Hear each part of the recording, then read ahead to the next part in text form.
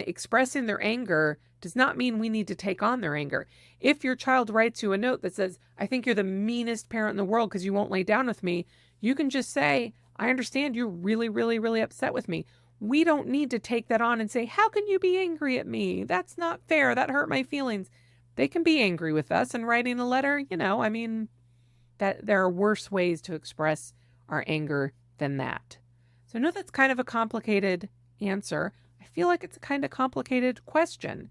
Do you have a question you would like to ask for the podcast? You can do that by going to childanxietysupport.com. And I also wanted to share that I do have something called Borrow My Brain, which is if you want a really specific answer for your specific family.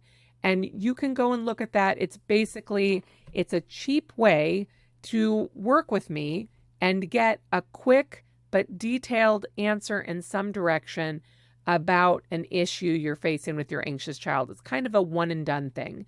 And I modeled that on very often clinically, I would have parents reach out to me because they think their child would need therapy. And they would come to that first session and we would do an elaborate intake and interview. And I would give them some resources and some information and new ways of looking at things. And they would say, you know what? I don't think our family actually needs therapy. I think we just needed this information. And they were one and done, and it was great and fantastic. And this is a virtual way of doing that with families. So you can check it out. That's at